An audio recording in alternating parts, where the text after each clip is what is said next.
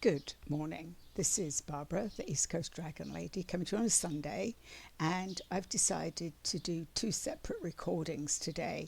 One about the nine that I've just finished getting some downloads and lots of information from, and I'm going to do a separate YouTube video for pull some cards and give an update that way. The reason I decided to do a separate one on the nine is because they gave me a whole load of information.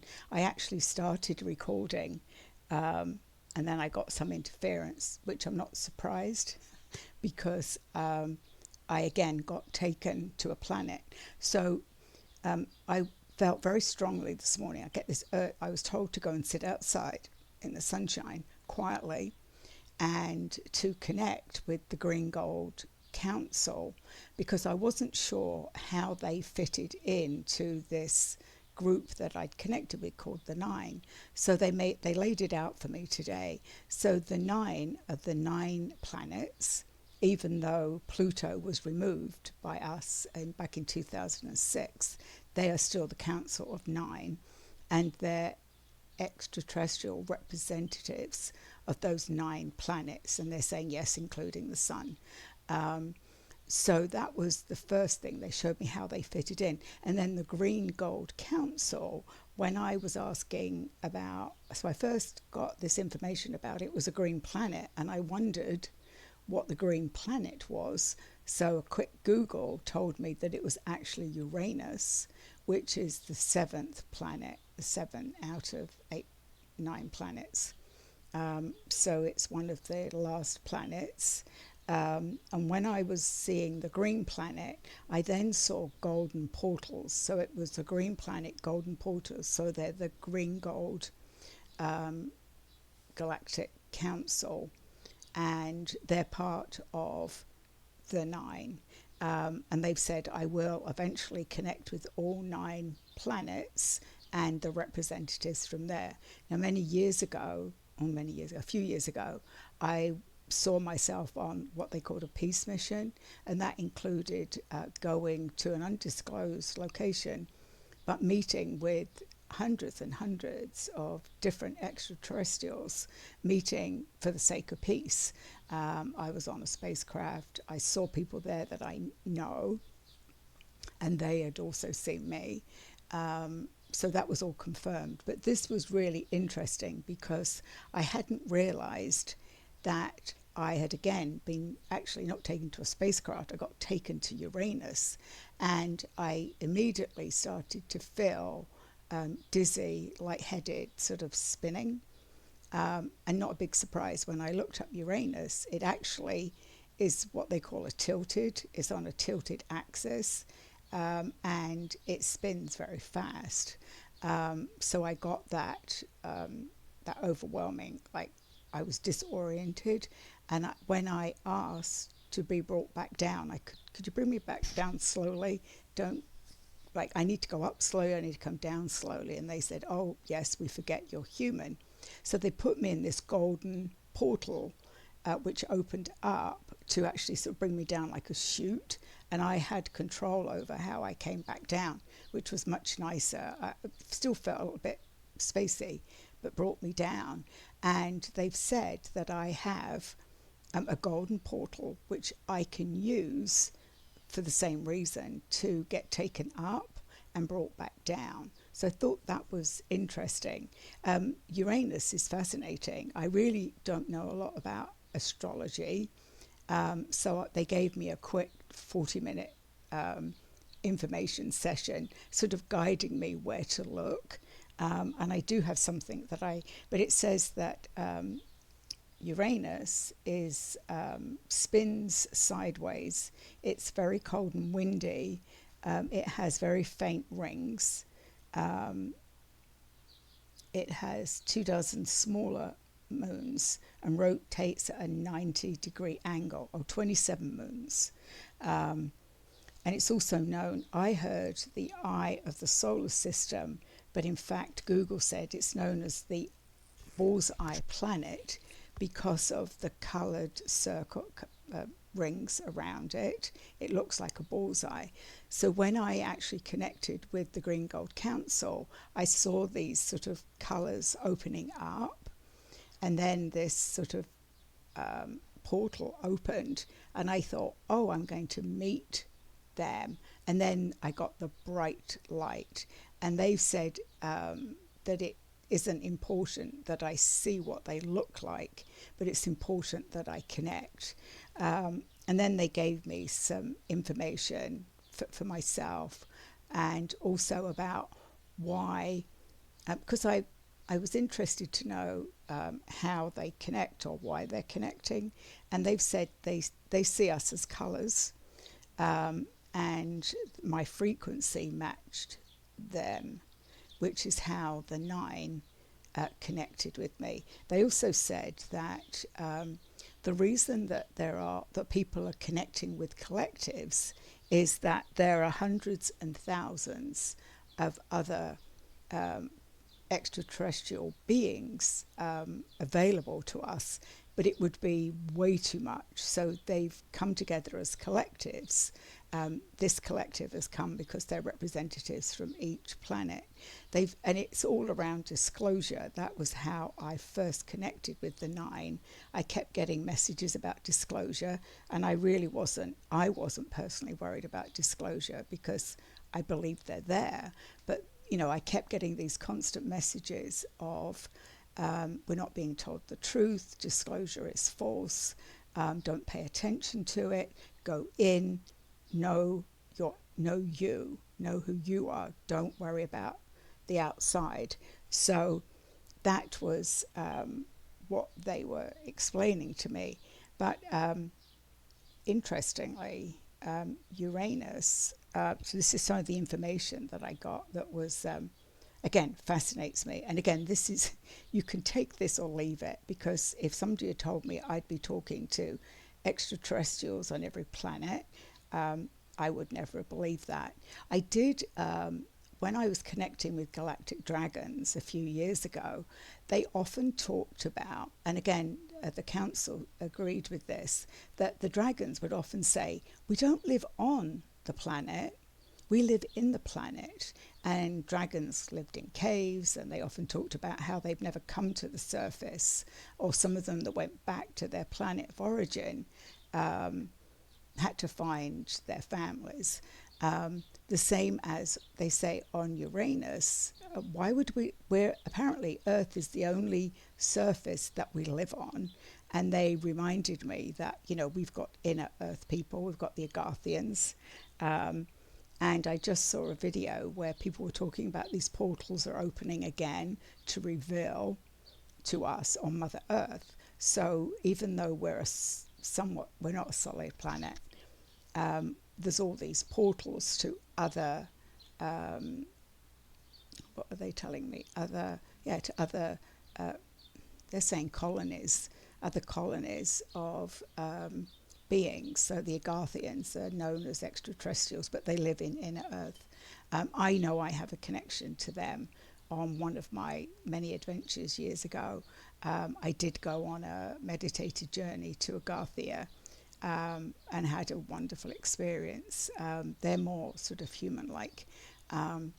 So it's interesting that they're saying that so that we can understand and not get overwhelmed, they're coming together as groups to connect with us, to connect with humans, so that we can help other humans understand that it isn't going to be the AI-generated greys or reptilians or any of those things. It's disclosure is about our reconnecting with our soul families, which makes sense to me. It may not make sense to you.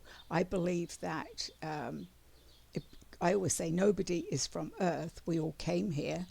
We all came here on our selected journeys. We have a planet of origin, I believe. And I've often laughed because my planet is Mars, and I'm a Martian. I didn't spend much time on Mars. I was actually, they're saying I was generated there. Okay, I was generated. I wasn't born, but my soul was generated on Mars. And soon after that, Mars exploded, and I went to Sirius B, where I spent many lifetimes. And then I hopped around before I came to Earth. And this is my one and only. I'm a starseed. It's my one and only incarnation, thank goodness. Um, I've completed my mission that I came to do. And that was only just recently. I think I shared that I'd let go of my last piece of work that I had to do that had left a scar on my heart. I'd let go of that. Now I'm on, they're saying that even though I've completed my soul's mission, my mission was to be here at this time in Earth's history, like hundreds and thousands others of us, to hold this frequency and for us to make sense of the information that's coming in. Remember, even though as a soul we have lifetimes that we can tap into, when we come to Earth, we choose, it's the planet of amnesia. So all of our history, all of our knowing is wiped clean. So we can't like tap back into it, but we can go to the Akashic records and view those. I was told that it was now up to me to make memories to put in my memory banks so that when I look back on my time on Earth, I have memories of Earth. Even though I've been making them, that they show me they're like silos, and they're saying I've been putting them in. They've like, this is my last decade, I've been told, which wouldn't surprise me. And this is the time for me to hold the frequency and to make sense of what is happening. If this speaks to you, it's for you. If it doesn't speak to you and you think I'm just some crazy old lady, that's fine as well. But I do find it fascinating, the information I'm given. And then when I tap into or I look it up, it actually tells me that what the information I've been given. And I didn't do anything with astronomy at all. I don't even do astrology. So the orbit and rotation of Uranus takes 17 hours. This is the amount of time it takes Uranus to rotate or spin once around its axis. Uranus makes a complete orbit around the Sun. A year in Uranian time is about 84 Earth years, so 30,687 Earth days. Uranus is the only planet whose equator is nearly at right angles to its orbit, with a tilt of 97.77 degrees. This may be the result of a collision with an Earth-sized object long ago. This unique tilt causes Uranus to have the most extreme seasons in the solar system.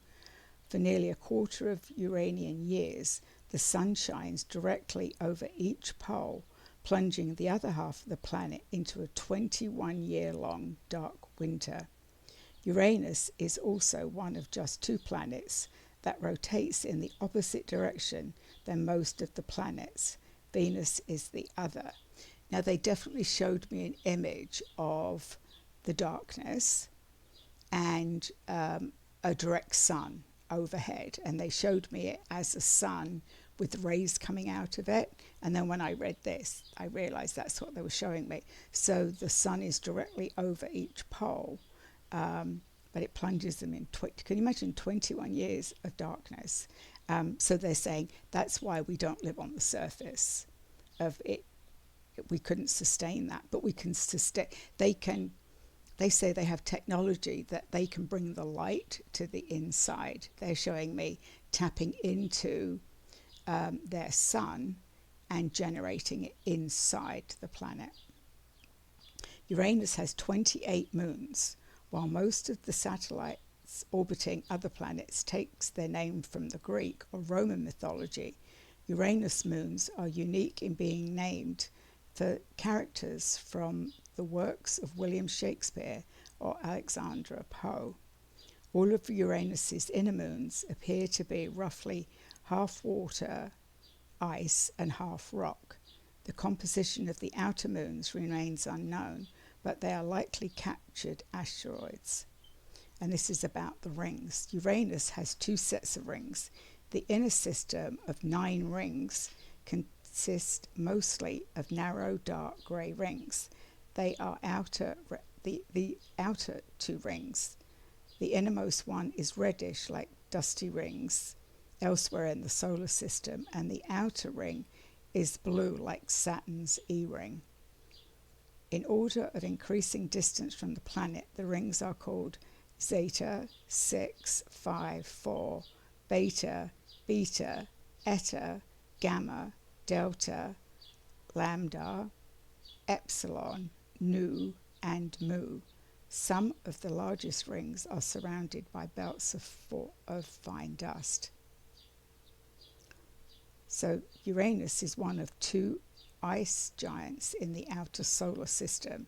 The other is Neptune, which is most 80% or more of the planet's mass is made up of hot, dense fluid of icy materials, water, methane, and ammonia, above a small rocky core. Near the core, it heats up to 9,000 degrees Fahrenheit. Uranus is slightly larger in diameter than its neighbour Neptune, yet smaller in mass. It is the second least dense planet. Saturn is the least dense of all planets. Uranus gets its blue-green colour from methane gas in the atmosphere. Sunlight passes through the atmosphere and it reflects back the outer cold tops. Methane gas absorbs red portion of the light, resulting in a blue-green colour. The surface is made of ice. Uranus doesn't have a true surface. The planet is mostly swirling fluids. While a spacecraft would have nowhere to land on Uranus, it wouldn't be able to fly through its atmosphere unscathed either. The extreme pressure and temperature would destroy a metal spacecraft. So they're saying that's why we come out of portals and go back in portals. We don't touch the surface. And even though it's very intense heat in the center, there are pockets that they can live in and tap into that energy, if that makes sense. That's what they're showing me. Sort of a big circle with other circles. So I've been doing a neurographic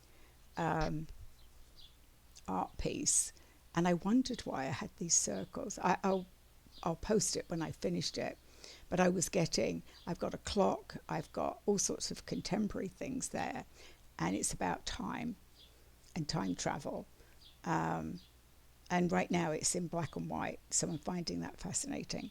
So I think that's all they want. So they're definitely wanting contact, is what they're saying, that it is part of first contact. This is what they're telling me.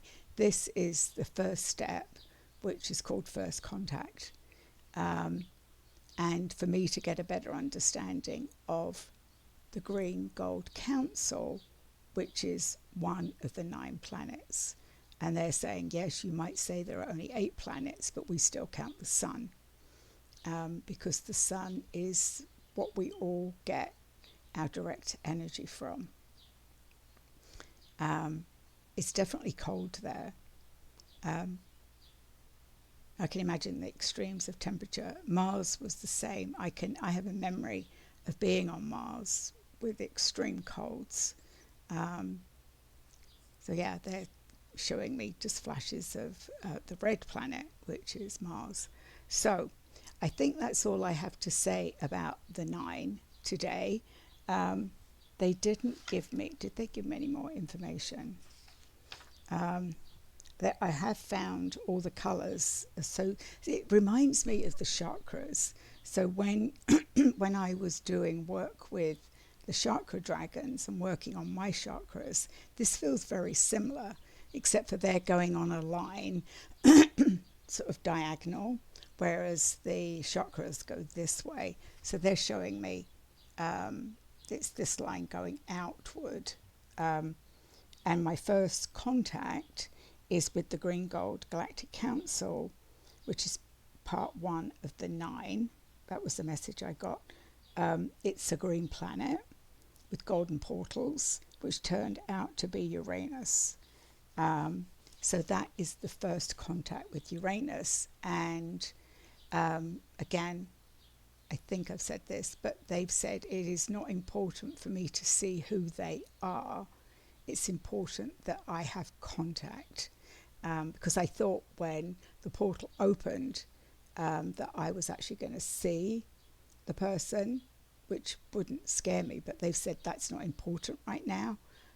That's why I get this bright light. When I have contact, it's a bright light, which is, I think, because they're looking at me, because they've said they want to see beyond this bodysuit that we have, because, you know, we're just borrowing this body to have this earthly experience. So I hope it's given you some information.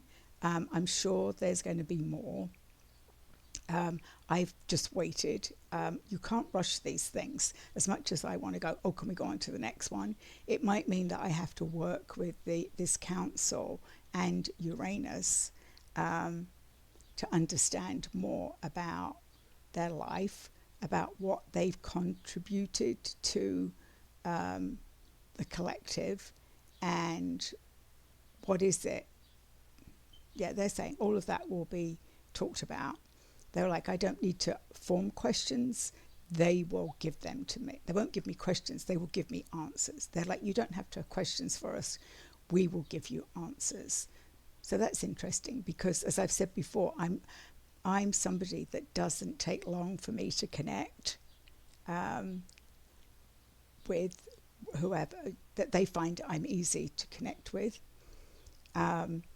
Because, again, we've got to meet their vibration. And it doesn't mean if we've got a higher vibration or a lower vibration, we have to meet their vibration before we can even hear or see them or feel them.